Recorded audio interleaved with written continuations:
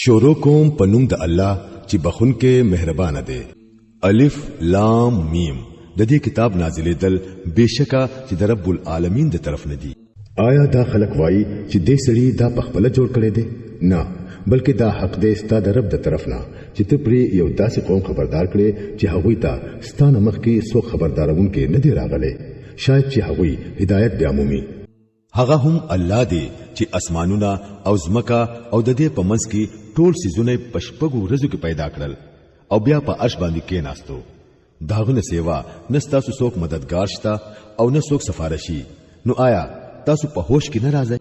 هغه د اسمان نه د زمکې پوری د دنیا د معاملاتو بندوبست کوي او د دې بندوبست کاروایی برا داغه دربار ته په یو داسې ورځ کې زی چې مقدار ستاسو د شمار مطابق زر کاله دی. هم دغه الله دی چې په هر پټ او ښکارا باندې عالم دی، زبردست دی او مهربان دی.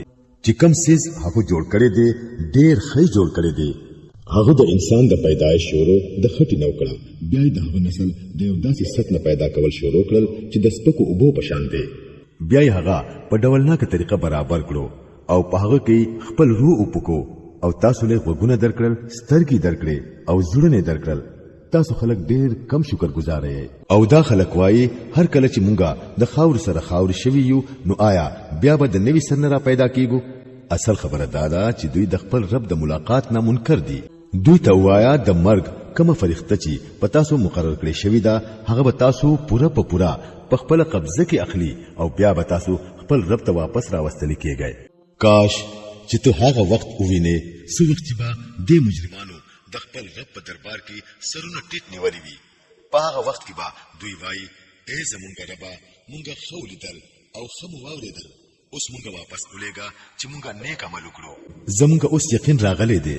په جواب کې به ویل شي کومګه غختلې نو د اول نه بمو هر نفس ته داغه هدایت کړي وي، لیکن زما هغه خبره پوره شوه کوم چې ما ویلی و چې زب دوزخ د پیریانو او انسانانو ټولو نه ډکوم. نو اوس کوي مزه د خپل عمل چې تاسو د دې ورځې ملاقات هیر کړو نو مونږ هم تاسو هیر کړی یې. اوس کوي د همیشه عذاب مزه د خپل عملونو په سزا کې. آیت سجده. زمون په آیاتونو باندې خو هغه خلک ایمان راوړي چې هغه تکله د دې آیاتونو په ذریعہ نصیحت کیږي نو په سجده پریوزي او د خپل رب د حمد سره داغه تسبیح وایي او تکبر نه کوي. هغه شاګانی د بسترونو جداوي خپل رب ته د یری او د تم سره आवाज کوي او کم رزق چې هغوی لا مونږ ورکړې دي داغه نه خرج کوي. بیا د هغوی د عملونو په بدله کې چې داغوی د پاره د سترګو د یخوالي کم سامان پټ ساتل شوی دی داغه نه هیڅ خبر نه دی. آیا دا چرته کې دی شي چې کم سړی مؤمن وي هغه د فاسق خوند شي؟ دا دوانه برابر دي نشي. کوم خلکو چې ایمان راوړي دي او نیک عملونه کړی دي داغوی د اوسېدو د پاره خو جنتونه دي چې د میلمستیا په تور به هغوی له داغوی د عملونو په بدله کې ورکړي کیږي او چا چې فسق اختیار کړي دي داغوی د اوسېدو ځای دوزخ دی.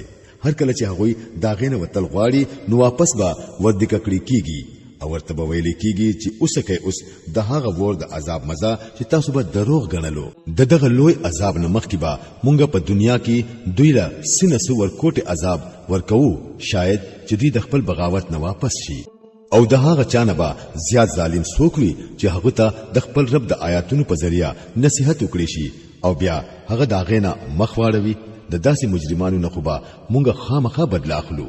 د دینه مخکي مونږه موسی عليه السلام لا کتاب ورکړی دی نو د دغه سیس په میلاویدو باندې تعالی څه شک کول ندی پکار.